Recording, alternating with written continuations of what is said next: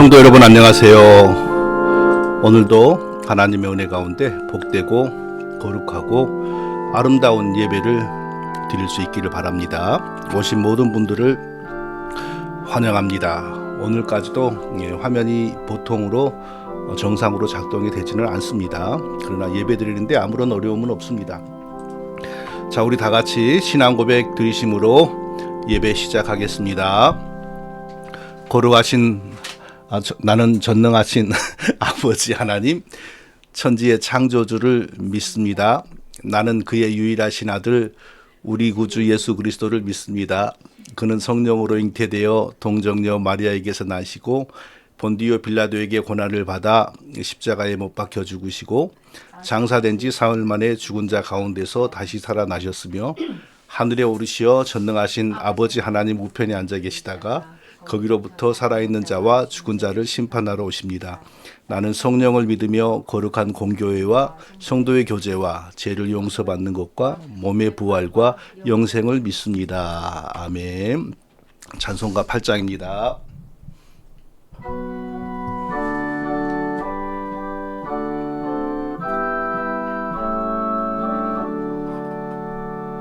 거룩 거룩 거룩 전능하신 주님, 이른 아침 우리 주를 찬송합니다.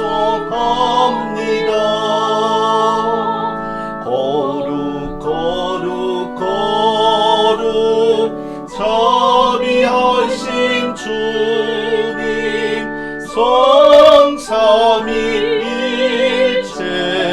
우리 주로다. 거룩 거룩 거룩 거룩 거룩 주의 보좌 앞에 모든 성도 면류관을 벗어드리네. 천사 모두 주께 굴복하니 영원히 위에 계신 주로다.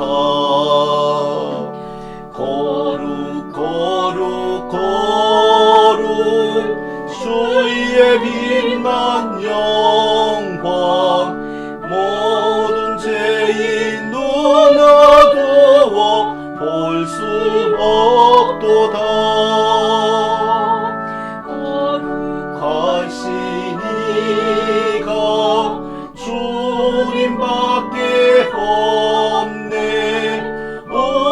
온전히 전능하신 주로다. 거룩 거룩 거룩 거룩 거룩 전능하신 주님, 천지 만물 모두 주를 찬송합니다. 거룩 거룩 거룩 전능하신 주님, 성삼위일체 우리 주. 1절만요. 거룩 거룩 거룩 전능하신 주님, 이른 아침 우리 주를 찬송합니다. 거룩 거룩 거룩 자비하신 주님, 성삼위일체 우리 주로다. 아멘. 기도하겠습니다.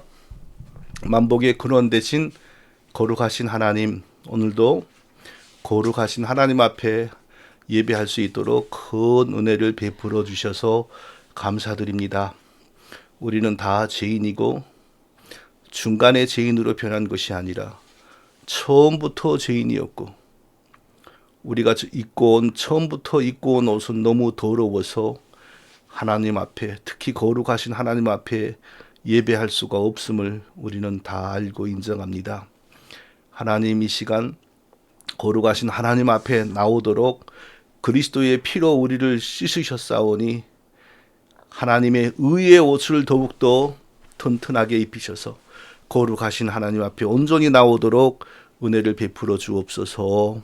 부족한 종을 오늘도 전후 좌우 앞뒤에서 붙들어 주시어서 하나님의 말씀이 왜곡되거나 변하지 않고 온전하게 하나님의 말씀으로 전파되도록 은혜를 더하여 주옵소서. 함께 예배드리는 성도들에게도 하나님께서 동일한 은혜를 주시어서 거룩하신 하나님 앞에서 하나님이 부어주신 은혜를 입어 이제 서서히 더욱더 거룩해져 가는 우리 모두가 다 되게 하여 주옵소서. 예배를 함께 드릴 뿐만 아니라 추후에 또 남아있는 영상을 통하여 하나님의 진리의 말씀을 듣고 배우고 공급받는 모든 성도들에게 하나님께서 똑같은 은혜로 함께하여 주시고, 이제 종이 태평양을 건너 한국으로 이주하는 날이 더욱더 가까워졌습니다. 이제 한 주밖에 남지 않았습니다. 우리 하나님 동행하여 주시고 짐을 챙기고 싸고 이동하고 이 모든 과정에 친히 함께하여 주시고, 7월 첫째 주부터 구로구 독산역 인근에서 대여업체의 회의실을 빌려 예배하는 그 모임에 더욱더 큰 복을 내려주시고 함께 예배드릴 귀한 성도들에게 은혜를 더하여 주시옵소서. 예수님의 이름으로 기도합니다. 아멘.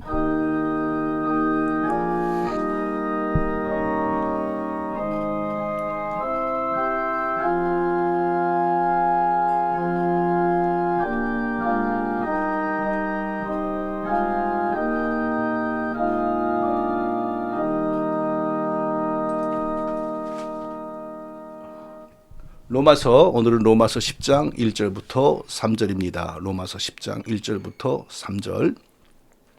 자, 화면에 글씨가 크게 나오죠? 우리 함께 읽겠습니다. 형제들아, 내 마음에 원하는 바와 하나님께 구하는 바는 이스라엘을 위함이니 곧 그들로 구원을 받게 함이라. 내가 증언하노니 그들이 하나님께 열심히 있으나 올바른 지식을 따른 것이 아니니라. 하나님의 의를 모르고 자기의 의를 세우려고 힘써 하나님의 의에 복종하지 아니하였느니라. 아멘. 찬송가 280장 천부여 의지없어.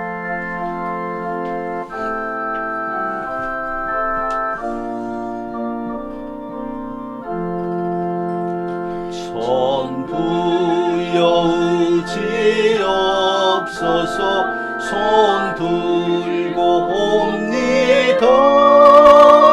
주 나를 외면하시며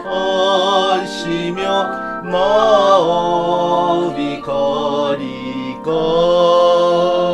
내 죄를 씻기 위하여 피 흘려 주시니 곧 회개하는 마음으로 주 앞에 옵니다. 전부터 계신 주께서 영죽을 영혼을 보혈로 구해 주시니 그 사랑 한없네. 내 죄를 씻기 위하여 피 흘려 주시니 회개하는 마음으로 주 앞에 옵니다. 나 예수 의지함으로 나 예수 의지함으로 그 권능 받아서 주님께 구한 모든 것 늘 얻겠습니다.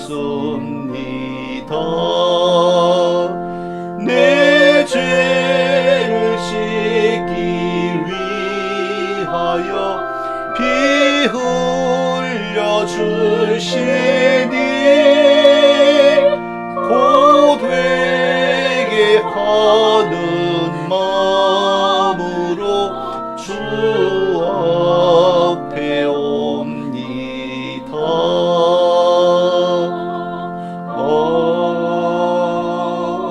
아멘. 자, 광고입니다. 한국에서 정기 주일 예배가 7월 첫째 주부터 구로구 독산역, 헷갈려요. 제가 한국을 떠나서 구로역인지 독산역인지 구로구 독산역으로 저는 기억이 납니다. 거기에 회의실 업체가 하나 있는데요. 이름은 생각이 나지 않아요. 근데 이건 뭐 앞으로 정확하게 이제 광고가 되기를 시작할 거니까 걱정이 없습니다. 7월 첫째 주부터 구로구 독산역, 전철역 바로 앞입니다. 차를 몰고 올 수도 있는데 그러면 주차 공간이 그렇게 만만치는 않아요. 돈도 들고. 그래서 전철로 오시는 게 좋을 것 같아요. 자, 저는 이제 오늘부터가 아니라 오늘은 로마서. 자, 잠깐 제가 저의 화면을 준비하겠습니다. 자, 오늘은 하나님의 의라는 제목으로 로마서 25번째 살펴보는 시간입니다. 하나님의 의가 아니라 의일이야 되죠. 근데 뭐 이거 발음이 안 돼요, 이게요. 예. 하나님의 의라는 개념은 기독교 신앙의 핵심 중에도 핵심입니다. 하나님의 의가 무엇인지 모르면서 기독교 신앙인이 된다는 거 사실 불가능하죠. 하나님의 의가 무엇인지 자, 오늘 본문을 통하여 저희 설교를 통하여 확실하게 붙잡을 수 있기를 바랍니다. 자, 1절 2절을 제가 읽겠습니다. 형제들아 내 마음에 원하는 바와 하나님께 구하는 바는 이스라엘을 위함이니 곧 그들로 구원을 받게 함이라. 내가 증언하노니 그들이 하나님께 열심히 있으나 올바른 지식을 따른 것이 아니니라. 자, 사도는 여전히 지금 자기 동족 유대인들이 구원받게 되기를 바라고 있습니다. 자, 사도 바울은 동족 유대인들은 정말 열심을 냈으나 그러나 대부분이 하나님으로부터 떨어져 버린 거, 멀어져 버린 거, 거기에 대해서 너무나도 안타깝게 생각하고 있습니다. 만일 하나님을 위한 열심, 특히 율법을 지키려는 자세가 구원의 기준이라면 유대인들은 대부분 구원을 받아야 마땅했습니다. 그러나 구원은 사람의 의지나 행위로 얻어지는 것이 아닙니다. 구원은 하나님이 선물하여 주시는 믿음으로만 얻습니다. 구원을 주는 믿음은 사람이 스스로 구하여 얻을 수 있는 것이 아니고 오직 하나님이 구원을 위하여 택하여 주신 사람들에게 하나님의 선물로 주어집니다. 에베소서 2장 8절은 너희는 그 은혜에 의하여 믿음으로 말미암아 구원을 받았으니 이것은 너희에게서 난 것이 아니요 하나님의 선물이라 라고 합니다. 구원을 얻게 하는 믿음은 사람이 찾고 다니다가 찾아서 가지는 것이 아니고 전적으로 완전하게 하나님의 선물인 것입니다. 자, 어떤 사람에게 하나님께서 믿음을 선물하여 주시지 않았습니다. 그럼에도 그 사람은 믿음을 가질 수 있습니다. 그러나 그 사람의 믿음은 결코 하나님이 받으실 만한 올바른 믿음이 되지를 못합니다. 왜냐하면 구원을 얻는 믿음은 사람이 찾을 수 있는 믿음이 아니고 전적으로 완전히 하나님의 선물이기 때문입니다. 성령이 주시는 선물이 아니라 사람이 스스로 가지는 믿음도 있잖아요. 많이 있잖아요. 그러나 절대로 그 믿음은 사람과 하나님을 연결시키지 못합니다. 그 사람이 아무리 열심을 내어도 그 사람이 아무리 하나님을 나름대로 위하고 힘써도 그 믿음으로는, 사람이 찾아서 가진 믿음으로는 구원을 얻을 수 없습니다. 구원을 일으키는 믿음은 오직 하나님의 선물로만 우리에게 옵니다. 내가 증언하노니 그들, 그러니까 이스라엘이죠. 그들이 하나님께 열심히 있으나 올바른 지식을 따른 것이 아니니라. 예, 이스라엘 백성들은 하나님께 열심히 있었습니다. 하나님께 열심을 내게 만드는 믿음을 가지고 있었습니다. 그런데 올바른 그러니까 성경적인 하나님에 대한 지식과 이해를 가지고 믿는 것이 아니었습니다. 바른 믿음을 가지지 못하였기 때문에 가장 먼저 하나님을 알았으면서도 구원을 받지 못한 겁니다. 누가? 이스라엘이. 예, 그것은 그들에게 하나님이 주시는 선물로 주시는 믿음이 온 것이 아니고 그들 스스로 믿음을 만들었기 때문입니다. 예수 그리스도께서 유대인들에게 죽임 당했다는 사실 그 자체가 사도 바울의 동족 유대인들이 하나님으로부터 선물 받은 믿음을 가지지 않았다는 사실의 증거입니다. 자, 그들은 하나님의 은혜를 가장 악랄하게 대적하는 율법주의 교리에 사로잡혀 있었습니다. 율법주의가 종교 속에 자리를 잡으면 믿음으로 죄 용서를 얻고 하나님의 자녀가 되어 영생을 누린다라는 하나님의 은혜는 설 자리가 전혀 없어집니다. 그러므로 율법주의자들은 결코 하나님의 종이 아니고 사실은 사단의 종인 것입니다. 유대인들의 율법주의와 예수 그리스도는 완전히 상극이었습니다. 요한복음 7장 38절에서 예수님은 나를 믿는 자는 성경의 이름과 같이 그 배에서 생수의 강이 흘러나오리라 라고 하셨습니다. 자기를 믿는 사람들의 배에서 생수의 강이 흘러나온다. 즉 자기를 믿는 사람들이 죄 용서받고 또 하나님의 선물로 받는 성령을 받아서 영원한 구원의 행복을 누리게 된다. 이런 은유적인 표현입니다. 그러나 유대인들은 모세를 통하여 하나님이 주신 율법 조항을 하나씩 완전하게 지킴으로 그 공로로 의롭다함을 얻고 하나님의 구원을 받는다라는 율법주의 하나님을 열심히 믿고 있었습니다. 그러니까 예수님은 나를 믿으면 그 배에서 생수의 강이 나리라 라고 흘러나오리라 하신 예수님하고 이 유대인들은 완전히 상극이었어요. 같이 살 수가 없었습니다. 요한복음 11장 25절에서 예수님은 이르시되 나는 부활이요 생명이니 나를 믿는 자는 죽어도 살겠고 라고 했습니다. 자, 이것도 유대교의 율법주의를 완전히 깔아 뭉개는 말씀이지요. 열심히 율법을 지켜서 의인이 되어 하나님이 주시는 영생을 누린다라는 것이 율법주의 종교인데 예수님은 그런 율법 준수를 하나도 말하지 않고 나를 믿으면 비록 육신은 한번 죽을지라도 영혼은 영원히 살 것이다 라고 말씀하신 겁니다. 그러니까 유대인들의 율법주의와 예수님의 이 신앙과 사상은 절대 같은 하늘 아래 함께 공존할 수가 없었던 것입니다. 요한복음 11장 26절에서 예수님은 무릇 살아서 나를 믿는 자는 영원히 죽지 아니하리라 이것을 내가 믿느냐라고 하셨습니다. 나를 믿는 자는 영원히 죽지 아니한다. 율법주의 유대교는 율법을 완전하게 지키는 자는 의롭다함을 얻고 영원히 산다. 너무너무 다르지 않습니까? 그러니까 주류 유대인들과 예수님은 같은 하늘을 이고 살 수가 없었고 그래서 죽인 거죠, 예수님을. 그리고 또 한 가지 중요한 사실은 예수님의 신앙과 사상 속에 영생을 얻기 위해 율법을 지켜야 한다라는 사상은 1도 없었던 것입니다.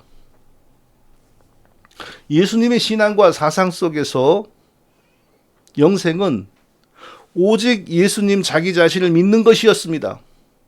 율법 준수로 영생을 얻는다. 이것은 예수님의 신앙과 사상 속에 0.1도 없었습니다. 그래서 사도 바울은 자기 동족들 대부분이 하나님께 열심히 있으나 올바른 지식을 따른 게 아니니라 라고 설명한 것입니다. 그래서 구원을 못 받은 겁니다. 올바른 지식, 그러니까 성경에 대한 바른 이해, 하나님에 대한 바른 믿음을 가지지 않았기 때문에 구원을 못 받은 겁니다. 자, 이거 바로 하나님으로부터 믿음을 선물 받지 못한 모든 사람들의 실상입니다. 반드시 중요한 믿음의 내용에서 벗어나게 됩니다. 자, 그렇다면 예수님이 가장 귀하게 쓰신 사도 바울의 신앙과 사상에서는 영생을 얻기 위해서 율법이 조금이라도 기여를, 즉 공헌을 했을까요? 만일 사도 바울이 영생을 얻기 위해서 율법을 지켜야 하고 율법이 하는 일이 있다라고 전파했다면 사도 바울이 가는 곳마다 유대인들이 나타나서 돌을 던지는 일은 없었을 겁니다. 사도 바울은 이방인들의 세계를 돌아다니면서 그리스도의 복음을 널리 전했는데 어떤 새로운 도시에 가면 가장 먼저 그 도시의 유대인 타운을 찾아갔습니다. 그 유대인들의 숫자가 많지 않은데 어디를 가나 유대인 타운이 있었습니다. 저는 저의 인생의 일부를 한국에서 살았고 또 저의 인생의 2부를 미국에서 24년 동안 살았습니다. 그리고 다시 인생의 3부를 한국에서 살기 위해 또 한국에서 복음을 전하며 살기 위해 이제 곧 귀국합니다. 제가 24년 동안 인생의 2막을 살았던 미국은 세계에서 가장 다양한 종류의 인종들로 구성된 나라입니다. 미국의 대도시에 가보면 시골 도시야 다 하얀 사람들만 살지만 대도시에 가면 어찌나 다양한 인종들이 많이 있는지 모릅니다. 어디를 가나 특히 대도시에 가면 그 다양한 인종들의 타운이 있습니다. 가장 대표적인 게 차이나타운입니다. 중국 사람들은 원래 사람 수가 많고 또 일찍부터 철도 노동자 이런 걸로 200년 전부터 미국으로 왔기 때문에 대도시에는 어김없이 차이나타운이 있습니다. 중국에 비하면 한국 사람의 수는 아주 적고 그리고 또 미국에 오기 시작한 것도 불과 100년밖에 안 되는데 그럼에도 어디를 가나 코리안타운, 큰 도시, 작은 시골에 가면 몇 사람밖에 안 살지만 어디를 가나 조금 큰 도시에 가면 코리안타운이 있습니다. 뉴욕의 맨하탄에 제가 한두 번 가봤는데요. 그 맨하탄 그 고층 빌딩과 영화에서나 우리가 볼 수 있죠. 미국에 살아도 거기 안 가본 사람들, 그 옆에 퀸즈에 사는 한인들도 세상에 나보다 더 적게 맨하탄을 방문했더라고요. 저는 그래도 2번, 3번을 갔는데 거기 사는 사람들은 맨하탄이 어찌 생겼는지도 모른다 그래요. 장난말이겠죠. 그 정도로 바로 옆에 있어도 그 맨하탄을 안 가더라고요. 맨하탄에 가서 한국밥 먹으려고 한국 식당을 찾아갔는데 거기에 글쎄 코리안타운이 있더라고요. 차이나타운보다 거기는 훨씬 더 비싸고 중요한 위치에 코리안타운이 있었습니다. 정말 신기했습니다. 자, 기원전 586년에 바벨론의 침략으로 예루살렘이 망했습니다. 바벨론은 유능한 유대인들을 다 잡아가서 노예로 부리고 자기들을 위해 일시켰습니다. 70년이 지나 페르시아가 일어나서 페르시아의 고레스 황제가 바벨론을 무너뜨리고 바벨론에게 포로되어 있는 유대 백성들을 고국 땅으로 돌아가도록 허락했습니다. 그때 다수의 유대인들이 고국 땅으로 돌아갔는데 또 다수는 돌아가지 않고 그때부터 외국의 여러 나라에 흩어져서 이민자로 살기 시작했습니다. 다수 유대로 돌아간 사람들은 다시 성전을 짓고 신앙생활하면서 예수님이 오시는 길을 준비하라는 하나님의 뜻이었고요. 또 다수 돌아가지 않고 흩어져서 외국 땅에 사는 사람들은 나중에 예수 그리스도의 복음이 완성되었을 때 사도 바울과 같은 사람들에 의하여 온 세계의 복음을 전하기 위한 거점으로 사용되기 위하여 하나님께서 그리하신 것으로 볼 수 있습니다. 자, 사도 바울은 이방인들에게 복음을 전하기 위하여 세계 여러 대도시들을 찾아다녔는데 어떤 도시에 가면 가장 먼저 거기에 유대인 타운을 찾아갔습니다.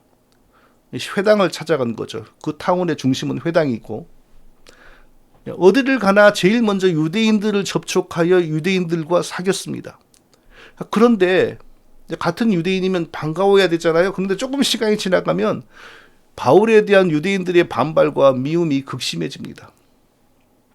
복음을 영접하는 유대인들도 소수 있었으나 언제나 다수는 바울이 전하는 복음을 미워하며 바울을 저주했습니다.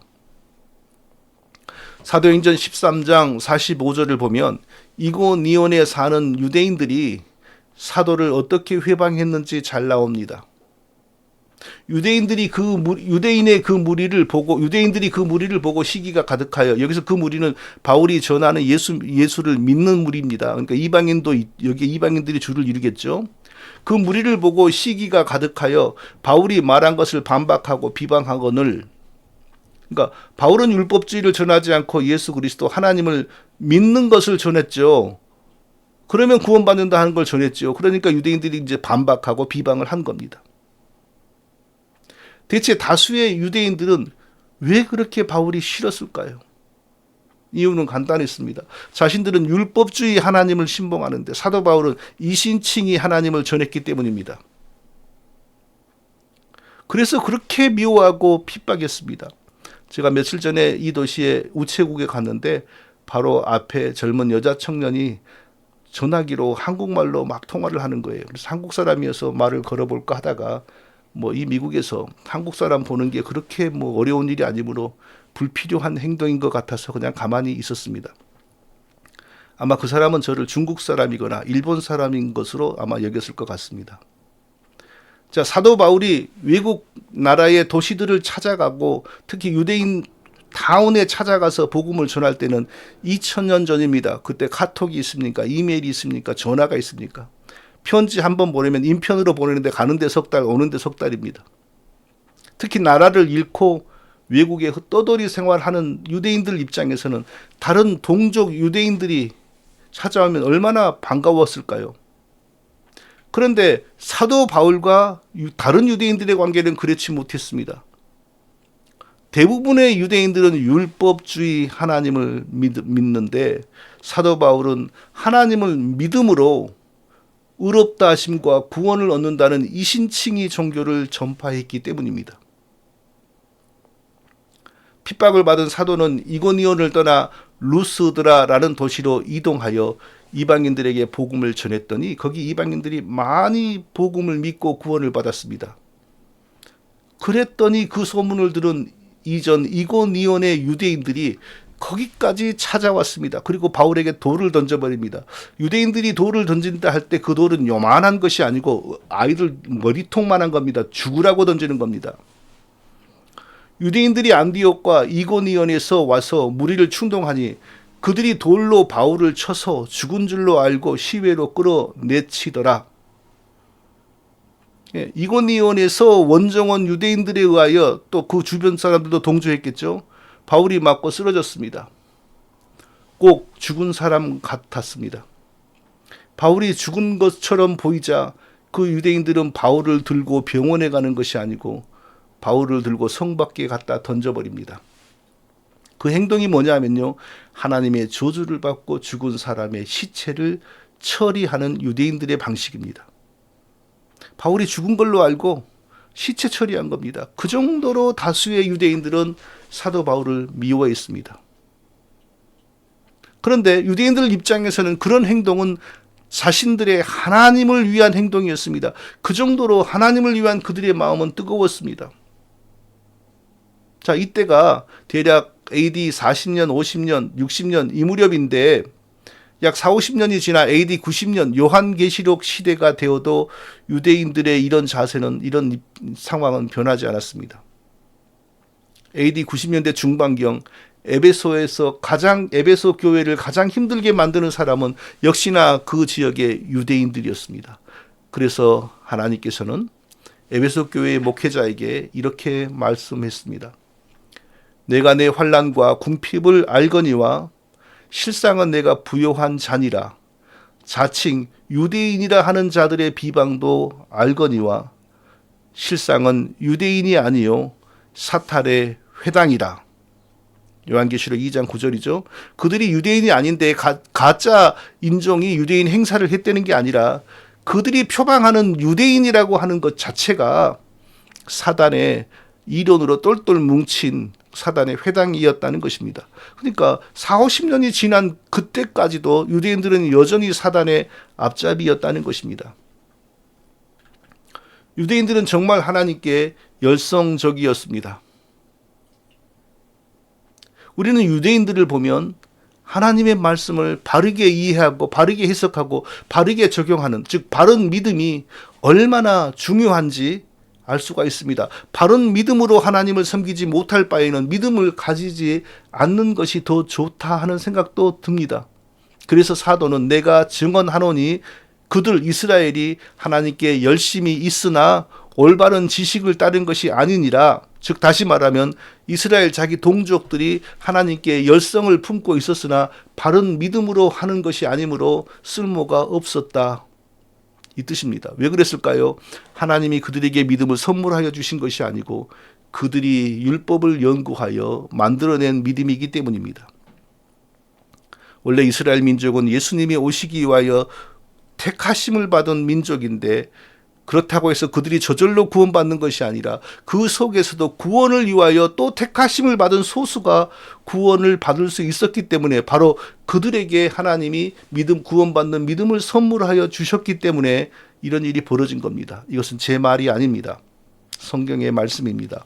그런즉 어떠하뇨? 이스라엘이 구하는 그것을 얻지 못하고 오직 택하심을 입은 자가 얻었고 그 남은 자들은 완악하여 졌느니라. 이스라엘 전체 민족이 예수님의 오시는 길을 준비하기 위하여 부르심을 받았으나 구원을 위하여서는 그 안에서도 소수가 택하심을 받았고 택하심을 받지 못한 나머지는 완악하여 졌다는 것입니다. 완악하여 진다는 것은 하나님이 그들을 더 악화시킨다는 것이 아니라 타고난 죄성대로 그대로 살아가도록 하나님이 놔두신다는 거잖아요. 자, 율법을 지켜서 자기의 의를 세워 구원을 얻으려고 노력했던 유대인들의 완악함은 점점점 완악해졌습니다. 하나님이 가만두시니까 그들의 죄성이 점점점 그들의 삶에서, 성품에서 완전히 굳어졌습니다. 하나님이 힘이 없어 그들을 못 막으시는 것이 아니고 하나님께서 그들을 버리셨기 때문입니다. 성도 여러분, 지금도 청교도 목회하는 목회자들, 율법주의를 전파하는 목회자들은 이미 완악해진 상태입니다. 불신자가 예수님 믿고 구원받기 위해 먼저 율법을 배우게 해야 한다. 그런 가르침은 성경에 없습니다. 어떤 사도도 그런 일을 하지 않았습니다. 먼저 죄를 지적하는 율법을 전해서 사람이 자기의 죄를 알게 만든 후 그 사람이 자기의 죄를 대신 짊어지고 죽으신 예수님을 믿어야 구원을 얻는다는 사실을 인정하게 만들고 난 다음에 예수를 믿으라고 권하는 건 복음의 방식이 아니고 인간의 합리적, 논리적, 이성의 방식입니다. 성경에서 나온 이론이 아니고 인간의 이성과 논리를 중시했던 아리스토텔레스 철학으로 신학을 했던 중세 로마 교회의 스콜라주의 신학에서 나온 이론입니다. 하나님의 지혜에 있어서 이 세상이 자기 지혜로 하나님을 알지 못하므로 하나님께서 전도에 미련한 것으로 믿는 자들을 구원하시기를 기뻐하셨도다. 고린도전서 1장 21절입니다. 전도에 미련한 것으로. 구원을 주는 복음은 이성적이고 논리적이어서 사람이 듣기에 납득이 되는 게 아닙니다. 전도에 미련한 것이라고 했습니다. 사람이 듣기에는 말 같지도 않은 소리라는 겁니다. 사도 바울이 이성적이고 논리적인 철학을 몰라서 그런 것을 시도하지 않았겠습니까? 그리스도께서 당신을 위해 십자가에 달려 죽었습니다. 당신이 그리스도를 믿으면 구원을 얻습니다. 이것은 이성적인 것이 아니고 논리적인 것이 아니고 자연스러운 이론의 흐름도 아닙니다. 그러나 사도 바울은 이 전도에 미련한 것으로 죄인들을 구원했습니다. 왜 그랬을까요? 그 방식을 성령이 사용하시고 그 방식을 통하여 성령이 일하셨기 때문입니다. 율법으로 사람이 죄인이라는 것을 알게 만들어 죄책감에 빠지게 하고 그리고 그리스도가 사람을 대신하여 죽었다라는 이론을 다 가르치고 논리적으로 흐름을 자연스럽게 만든 다음에 그리스도를 믿게 하는 이 이성적 방식, 논리적 방식은 성경이 가르치는 내용이 아닙니다. 이것은 중세의 철학자들과 신학자들의 방식이었습니다. 죽은 사람에게 생명을 주는 분은 오직 성령이신데, 성령은 인간이 준비해 놓은 모든 치밀한 이론과 함께 역사하는 것이 아니고 전도에 미련한 것, 예수 그리스도의 십자가, 단순히 예수 그리스도의 십자가가 당신을 구원합니다. 이 전도에 미련한 것과 함께 역사합니다. 그렇게 해서 살려놓고 나면 그때부터 그 사람이 구원을 배워갑니다. 구원에 대한 전후 좌우의 원리를 다 깨닫기를 시작합니다. 그게 영적인 지각이 발달하는 거고, 그게 믿음이 성장하는 겁니다. 그러나 이 청교도들의 이성적인 방식에 의하면 믿음을 다 준비시켜 놓고 죄를 다 깨닫게 해 놓고 난 다음에 그리스도를 얻는다는 겁니다. 그 이성적이고 논리적인 방식은 성령이 역사하는 방식이 아닙니다. 그래서 그런 복음을 전하는 자들은 이미 완악해져 있는 것이고, 그들이 돌이키지 않기 때문에 하나님께서 더 완악해지도록 내버려 두시는 겁니다. 그래서 교단 정치, 자기의 체면을 위해서 계속 복음을 왜곡하고 있습니다. 그 끝은 어디일까요? 지옥 외에 다른 끝이 뭐가 있겠습니까? 사도 바울처럼 성령을 의존하는 전도에 미련한 것으로 나가지 않고 사람이 개발한 이성적이고 논리적인 이론으로 목회를 하면 성경과는 점점 멀어지고 성령과도 점점 멀어집니다. 그러면 목회자 자신도 완악해지고 그를 따르는 교인들도 점점 완악해지는 겁니다. 자, 율법주의 하면서 완악해진 유대인들이 나중에 또 무엇을 했습니까? 탈무드 중심의 종교를 또 발전시켰습니다. 유대인들이 매우 중요시하는 탈무드의 내용은 하나님이 모세를 통하여 주신 또 다른 율법이 있다라는 내용입니다. 모세를 통하여 주신 율법의 일부가 기록되어 성경에 있고 나머지는 기록하지 않고 모세가 사람들에게 말로 전했고 그 말로 전해진 율법이 계속 후대에 구전으로 내려왔고 그 종류가 약 600가지 정도 된다는 겁니다. 그리고 그 율법에 대한 그 유대교의 선생들, 우리 조선으로 말하면 성리학자들 정몽주, 김종직, 정여창, 이황, 송시열 이런 성리학자들이 계속 공자의 말, 맹자의 말에 주석을 다는 것처럼 유대교 선생들이 그 구전으로 전해왔다는 그 율법, 그 가짜지요. 거기에 대해서 자기들의 생각과 자기들의 이론을 계속 붙이는 겁니다. 그게 탈무드입니다. 그래서 저는 못 보았는데 그 탈무드도 일반 이방인들에게 개방하는 범위가 있고 개방하지 않는 범위가 있는데 개방하지 않는 그 탈무드의 내용의 어떤 부분에는 예수님이 지금 지옥의 똥물에서 날마다 튀겨지고 있다. 그런 내용도 있다고 합니다.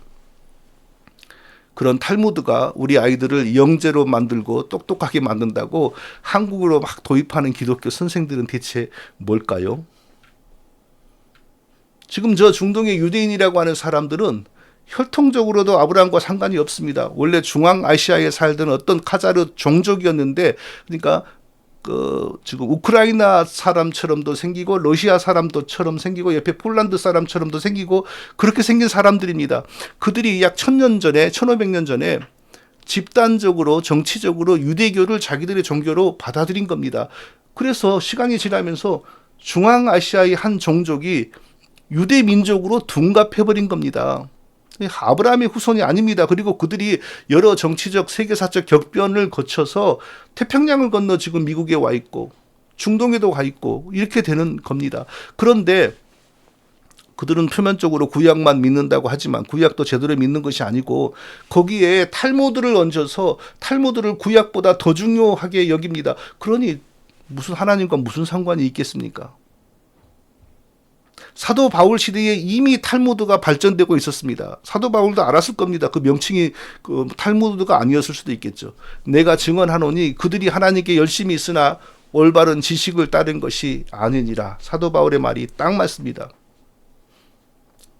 하나님께 열심을 내기로는 구약의 산당이 최고였습니다.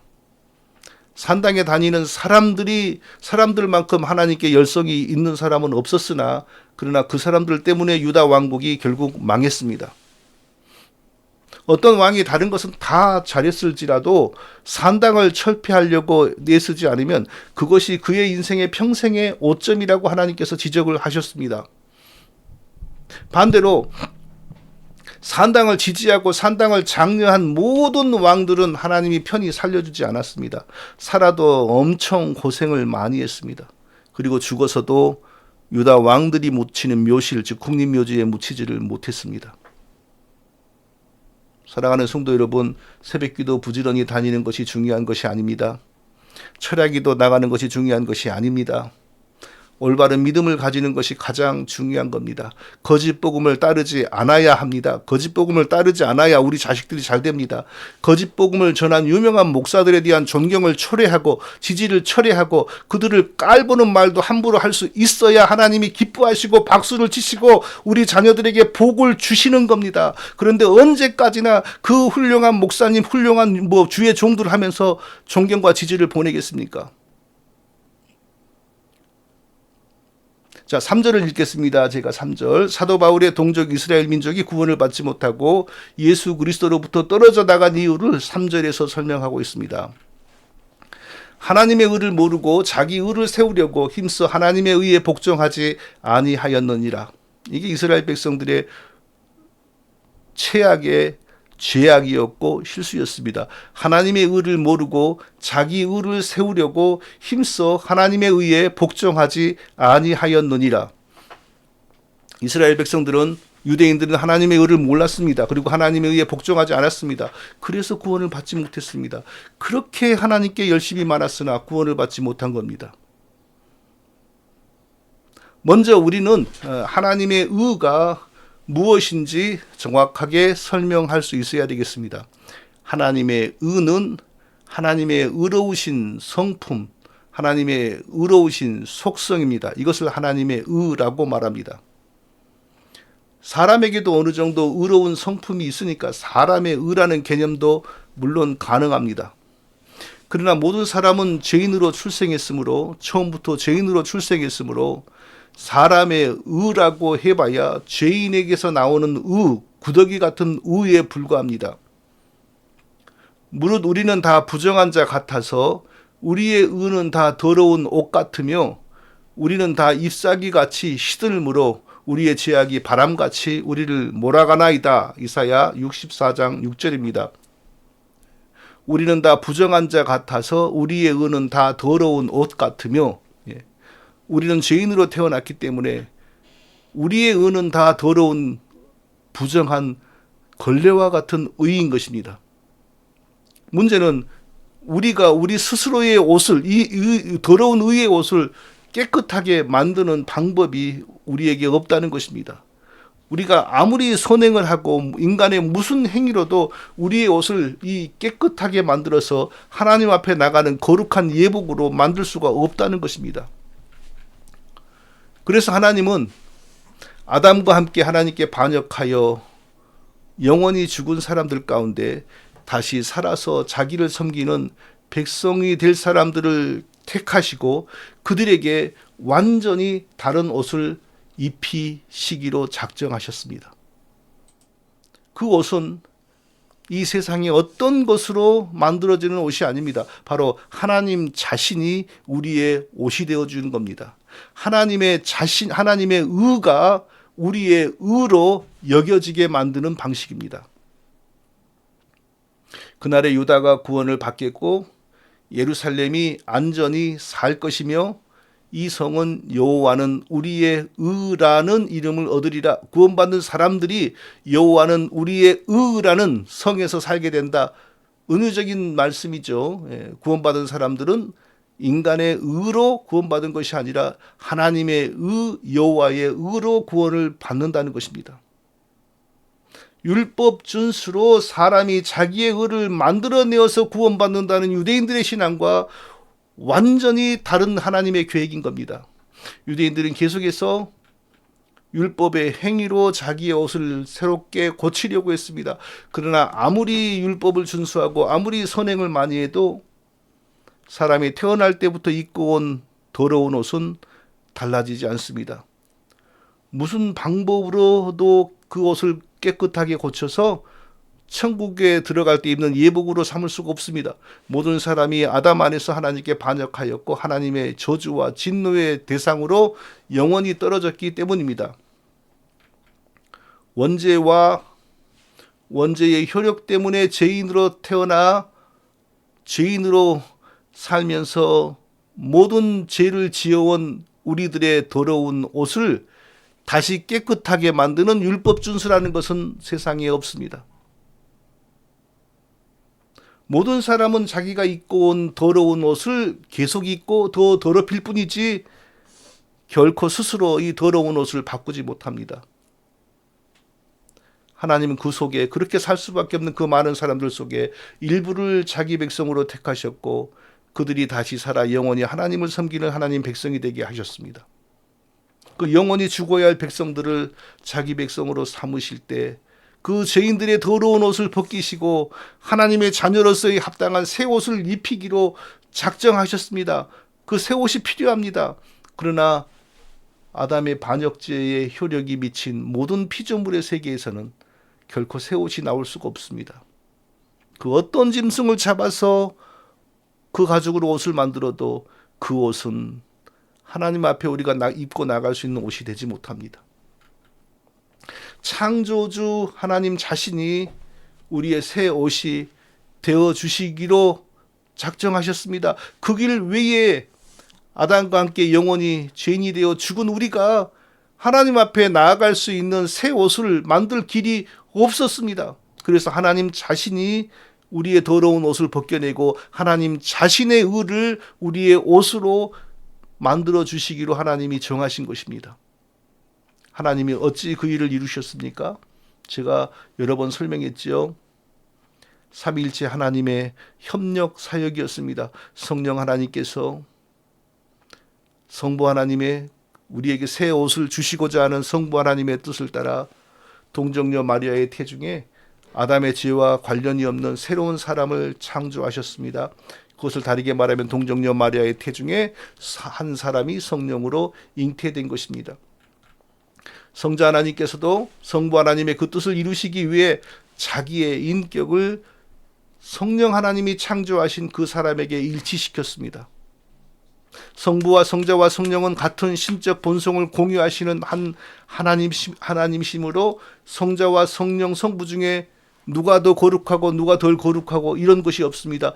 다 동일하게 거룩하고 다 동일하게 영광과 권세가 무한하십니다. 성자 하나님께서 자기의 거룩하신 인격을 성령 하나님이 창조하신 그 사람에게 일치시키니 하나님의 절대적인 거룩과 하나님의 절대적인 의로우심이 성령 하나님이 창조하신 그 사람과 함께 연합된 것입니다. 그것이 바로 성육신입니다. 사람이 되어 사람 속으로 오신 하나님의 의와 거룩을 가지신 분 예수 그리스도이십니다.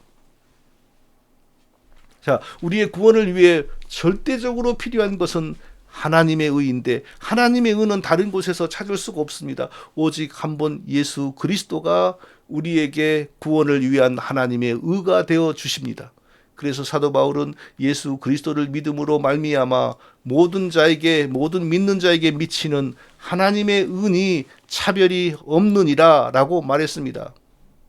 모든 복음을 믿는 사람들에게 하나님의 의가 주어진다는 것입니다. 또 사도는 복음에는 하나님의 의가 나타나서 믿음으로 믿음에 이르게 하나니 기록된 바 오직 의인은 믿음으로 말미암아 살리라 라고 말했습니다. 로마서 1장 17절. 구원을 위해 절대적으로 필요한 하나님의 의는 예수 그리스도의 십자가 복음으로만 사람에게 주어집니다. 다른 어떤 것으로도 사람에게 구원을 주는 하나님의 의를 얻을 수가 없습니다. 또 사도는 하나님이 죄를 알지도 못하신 자로 우리를 대신하여 죄로 삼으신 것은 우리로 하여금 저희 안에서 하나님의 의가 되게 하려 하심이라. 고린도후서 5장 21절입니다. 하나님의 거룩하심과 하나님의 의로우심이 하나도 손상되지 않고 그대로 유지되는 특별한 방식 안에서 사람이 되신 예수 그리스도가 하나님 앞에 설 수 없는 죄인들의 더러운 옷을 십자가로 벗기셨습니다. 그리고 우리에게 하나님의 의의 옷을 입혀주셨습니다. 그래서 우리도 예수 믿으면 하나님의 의를 가진 사람으로 인정이 되는 것입니다. 어떤 짐승이 대신 죽어도 우리의 죄는 변하지 않습니다. 구약의 동물 제사는 그 자체로서 우리의 죄를 사하는 기능이 1도 없었습니다. 단지 하나님의 의를 가지고 오시어 친히 우리의 대제사장이 되어 자기의 생명과 목숨으로 우리의 죄를 속하는 제사를 드리는 예수 그리스도의 십자가에 대한 예언적인 제사였을 뿐입니다. 예수 그리스도께서 자기의 몸과 생명으로 우리의 죄값을 하나님께 대신 갚으시는 속죄의 제사를 드리시니 우리 죄에 대해 진노하시는 하나님의 화가 완전히 풀렸습니다. 우리 죄를 미워하시는 하나님의 마음이 완전히 만족되었습니다. 예수 그리스도의 속죄의 피가 하나님과 사람 사이의 죄의 담을 무너뜨렸습니다. 그리고 하나님께서 성령을 예수 믿는 모든 사람들에게 부어주셨습니다. 성령이 그리스도의 이름으로, 성령이 그리스도를 대신하는 분으로 예수 그리스도를 믿는 사람들에게 오셨습니다. 그리스도를 대신하신 분으로 오신 성령을 받으니 우리는 그리스도와 연합되었습니다. 창조주 하나님의 절도적인 의로우심과 거룩하심을 그대로 가지는 특별한 방식으로 사람이 되신 예수님과 예수 믿는 내가 연합되니 예수님 안에 있는 하나님의 절대적인 의와 거룩이 나의 것으로 나도 하나님의 의에 동참이 되는 겁니다. 이것이 바로 예수 그리스도를 통하여 하나님의 의가 예수 믿는 사람들에게 나타나는 원리인 것입니다. 성도 여러분, 이 얼마나 놀라운 복음인가요? 이런 위대한 복음을 또 어디서 찾을 수가 있습니까? 그래서 사단은 이 복음을 자기의 수명이 다하는 날까지 회방하고 또 회방합니다. 이 위대한 복음을 위해 먼저 부르심을 받은 사도 바울의 동족 유대인들이 사단에게 부하대동하여 이 위대한 복음을 대적했습니다. 그렇게 악랄하게 하나님의 의를 거절하고 그렇게 악하게 율법을 지켜서 얻는 사람의 의를 주장한 민족이 바로 유대인들입니다. 다 그런 것이 아니고 대부분이 그랬습니다. 사도 바울은 자기의 목숨을 바쳐서 다시 하나님의 의의 복음을 반석 위에 세웠습니다. 그런데요, 또 얼마 지나지 않아 로마 교회를 통해 사단이 하나님의 의를 사람의 의로 변질시켰습니다. 로마 교회는 세례로 하나님의 의를 사람에게 주입하여 의인으로 만들어줍니다. 세례가 하나님의 의를 사람에게 주입하는 수단입니다. 그런데 성경 어디에도 그런 세례는 없습니다. 로마 교회 세례는 이단입니다. 이단 사상입니다. 세례는 믿음으로, 그리스도를 믿음으로 하나님의 의를 얻은 사람을 교회에 가입시키는 절차이지 사람에게 하나님의 의를 집어 인퓨전하는 수단이 아닙니다. 또 로마 교회가 세례로 그렇게 하나님의 의로 의를 사람에게 주입해도 그걸로 완전하게 구원이 되는 것도 아닙니다. 그때부터 사람은 자기 행위로 의로워져야 됩니다. 그렇지 못하면 다시 지옥으로 떨어집니다. 루트와 칼빈이 성경대로 다시 그리스도를 믿음으로만 얻어지는 하나님의 의의 복음을 회복했습니다. 그러나 불과 잠시였습니다. 얼마 후에 청교도들과 그리고 칼빈의 후계자라고 하는 베자, 그리고 하이델베리그 요리문답을 쓴 우르스니스, 이런 사람들이 다시 하나님의 의를 거절하고 율법의 의를 복원시킵니다. 그리스도가 율법을 지켜서 얻으신 의를 우리에게 전가함으로 우리가 의인이 되었다. 그렇게 다시 가르침으로 하나님의 의의 복음이 살아있는 것 같으나 사실은 죽어버리고 행위를 하는 사람을 의롭게 만드는 율법의 의의 복음이 득세하게 된 겁니다. 그런데 거기서 끝나는 것이 아니라 곧이어 알미니안주의, 웨슬리안주의가 일어나서 다시 하나님의 의로만 얻어지는 구원을 부정하고 사람이 행위를 추구해야 되는 사람의 의의 복음을 또 완성했습니다. 사랑하는 성도 여러분, 우리는 기억하고 늘 붙들어야 되겠습니다. 사람이 영원히 살고 영원히 죽는 기준은 하나님의 의입니다. 하나님의 의로만 구원을 얻습니다. 하나님의 의를 부정하거나 하나님의 의를 살짝 비틀거나 하나님의 의에 무엇을 더하면 영원히 저주를 받습니다. 사도 바울 자신이라도 영원히 저주를 받는다고 했습니다. 그런데 이 시대는 놀랍게도 유명한 신학자들과 목회자들이 다 거기에 해당합니다. 그래서 예수님은 내가 너희에게 속히 이르노니 속히 그 원한을 풀어주시리라. 그러나 인자가 올 때에 세상에서 믿음을 보겠느냐라고 하셨습니다. 하나님의 의로 구원받고 하나님의 의로 만족하고 하나님의 의만 붙드는 믿음의 사람을 내가 올 때 세상에서 볼 수가 있겠느냐라고 하신 것입니다. 저와 사랑하는 모든 성도님들은 영원히 하나님의 의만 붙드시고 하나님이 우리에게 입혀주신 자기의 하나님의 의의 옷을 입고 다른 것은 의지하지 않고 하나님의 의로만 만족하고 하나님의 의만 찬송하는 저와 우리가 되시기를 축원드립니다. 거룩하신 아버지 하나님, 하나님의 의가 무엇인지 우리가 알지 못하면 율법의 의, 사람의 의로 기울어질 수밖에 없습니다. 우리에게 구원을 주는 것은 오직 하나님의 의이지 하나님의 의에 사람의 의를 더하거나 율법의 의를 더하는 것도 아닌 것을 우리가 확실히 알기를 원합니다. 오직 하나님의 의 예수 그리스도의 십자가 성육신하신 예수 그리스도를 통하여 우리에게 주어지는 하나님의 의로만 만족하고 하나님의 의만 붙들고 나아가는 저와 우리 모두가 되게 하여 주시옵소서. 예수님의 이름으로 기도합니다. 아멘. 찬송가 여기 잠시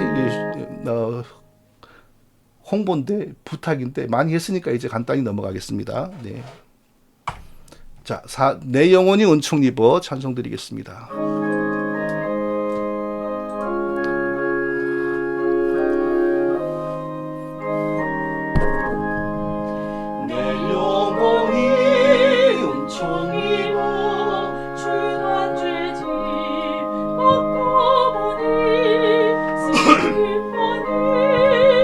세상도 천국으로 가도다.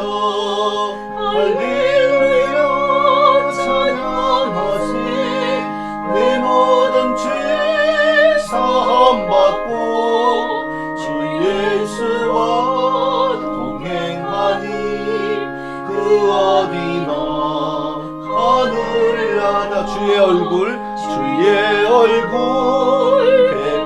전에 멀리 뵈던 하늘나라 내 맘속에 이루어지니 날로 가깝도다. 할렐루야 찬양하세. 내 모든 죄 사함받고 주 예수와 동행하니 그 어디나 하늘나라 높은 산이 거친 들이 초막이나 궁궐이나 내 주 예수 모신 곳이 그 어디나 하늘나라.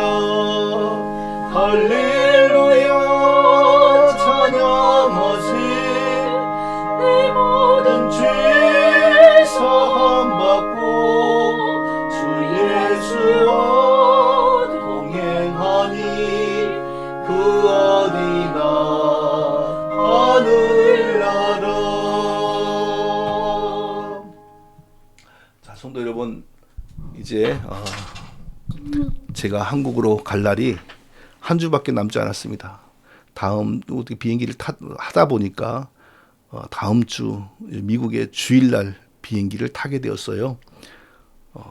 이제 한 주 후면 한국에 도착하는데 그때까지 안전하게 사단이 회방이 없도록 또 새로운 사역을 시작하는데 악한 것들이 회방하지 못하고 하나님이 보호하시기를 위해서 기도해 주시길 바랍니다. 그럼 제가 축도하고 예배를 마치도록 하겠습니다. 이제는 우리 구주 예수 그리스도의 은혜와 하나님 아버지의 사랑하심과 성령의 위로 교통하시는 은혜가 하나님의 의를 기뻐하고 하나님의 의로만 만족하며 찬송하는 모든 성도들에게 이제로부터 영원히 함께 있을지어다. 아멘.